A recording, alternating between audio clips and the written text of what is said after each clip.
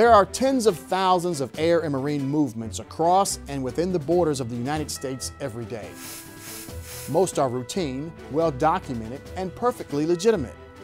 But some of those movements are more suspicious, possibly sinister and potentially deadly. They travel in secret, but they do not go unseen, because every hour of every day, the men and women of U.S. Customs and Border Protection's Air and Marine Operations Center stand watch. Hello and welcome to Inside CBP. I'm Michael Pope. In this edition, you will see the inner workings of the Air and Marine Operations Center, or AMOC, in Riverside, California. A highly secure operation where every aircraft and boat that is moving, civilian or military, from Maine to California, Canada to Mexico, day or night, is seen, tracked, and identified under the watchful eyes of U.S. Customs and Border Protection. This is the only operation of its kind in the nation.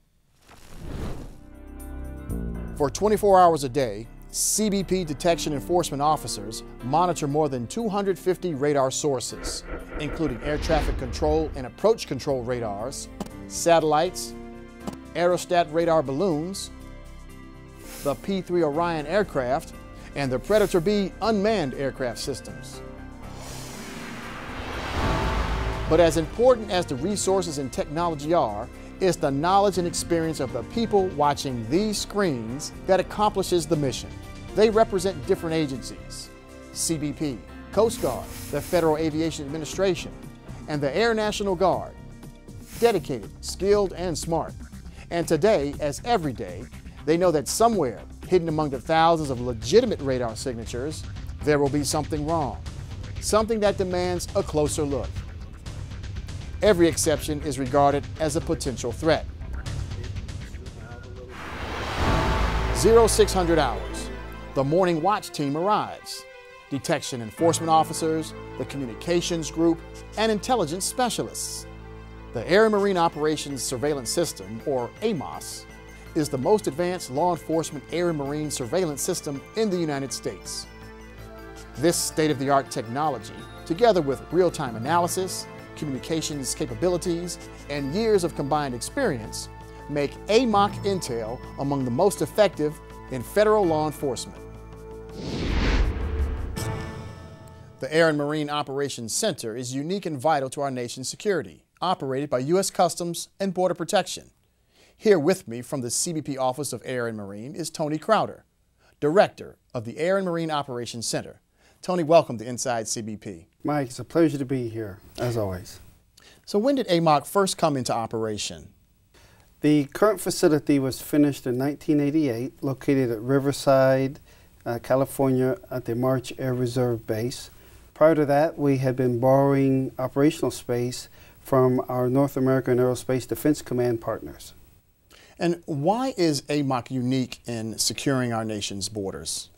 Well, it is the nation's federal law enforcement air interdiction center, and as such, we bring together investigative data, intelligence data, domain awareness data in a unique fashion that allows us to find people who are using general aviation aircraft for illicit purposes. Additionally, the Office of Air and Marine is operating a fleet of Predator unmanned aerial systems. These bring a very unusual domain awareness component in that they are able to support ground operations, some air operations, but most importantly, recently, we're pioneering maritime operations with a maritime search radar on the Predator aircraft. All of that information is available and flows into the AMOC to again help us know what is happening in our area of responsibility. Now, this is a 24/7 operation, correct? That is correct. We have various disciplines operating 7x24 to include CBP Office of Field Operations, also from Border Patrol, from Department of Defense, from FAA. We have Mexican liaisons. We have international and interagency presence, 7x24. Now, being able to communicate with CBP law enforcement personnel on the ground throughout the entire country plays a critical role in securing our nation's borders. Operations at AMOC provide a communications link between the various CBP officers and other civilian law enforcement operators in any geographic area of the United States. Let's take a look at a typical scenario that might happen at any time. 950, 1 Mike Romeo. 1 Mike Romeo 950. 1 Mike Romeo has picked up a, appears to be a white twin engine, 26-foot go fast. 1 Mike Romeo, one of our Dash 8s out of Miami, is on patrol and picked up what we call a go fast, headed towards Florida. Get a hold of branch so they can get some Marine units out there. The Miami Air and Marine Branch launches two 39-foot Midnight Express interceptors to investigate the fast-moving vessel and examine its cargo. The Midnight Express interceptors are among the fastest law enforcement vessels in the world. Out here, to hesitate is to lose, so it isn't long before the interceptors find their prey. Meanwhile, a CBP Bombardier Dash 8, a multi-role patrol aircraft equipped with multimode radar and electro-optical infrared sensors, monitors the activity overhead.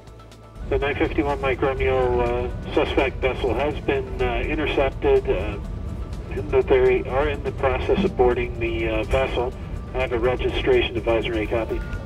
The suspect craft was no match for the 60-knot Midnight Express. The smugglers and their boat were apprehended with over 400 kilos of cocaine in the hold. That's about 1,000 pounds of cocaine. It's not the biggest we've ever got. It's not the smallest, but that's a good large amount. In the evening hours, traffic over and around the continental U.S. builds. Commercial, passenger, and cargo planes, military aircraft, domestic and international vessels. From Bar Harbor to San Diego, U.S. airspace and border waterways will see more than 150,000 operations in this day alone. It's a lot of movement, and criminal activity could be concealed. A lot of haystack for the needle to hide in. Soup. Got a 1200 code north of North Dakota, tracking toward Pembina. I'm not finding anything in the system that indicates that he's expected. Looking for a citation, possibly, if we have one available. Thank you. We have a suspect aircraft that's about to cross the U.S.-Canadian border north of Pembina. The aircraft is about going to cross the border in about 3 minutes. Let's get him on a 320 vector as soon as possible. Roger. Let's call the Ramsey County Sheriff and see if they're able to assist us in a response out to Devils Lake Regional. With the aircraft on the ground, CBP AMOC officers were able to contact local authorities to find out exactly why this pilot had his aircraft in the wrong place at the wrong time. As you saw, AMOC has the capability to not only see all air and marine traffic, but also initiate the proper responses from a variety of law enforcement officers to halt potentially dangerous situations. Still with me is AMOC Director Tony Crowder. Tony, in your opinion, how important is AMOC as a national security asset? Well, I think it's important because, as we spoke earlier, it is unique. There isn't another place that does the work that we do.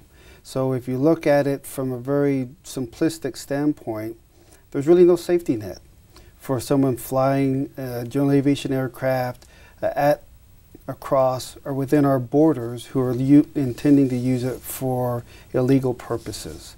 You know, the local sheriff's departments, they don't have radar centers. They don't have jets sitting on alert. They don't have any of those assets. So we become kind of a unique entity in that fashion because the Office of Air and Marine is the nation's, actually the world's largest federal law enforcement air and marine force.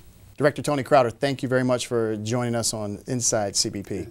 Mike, it's very much been my pleasure. I appreciate the time you gave me today to discuss a unique capability within Homeland Security. Well, it was truly our pleasure.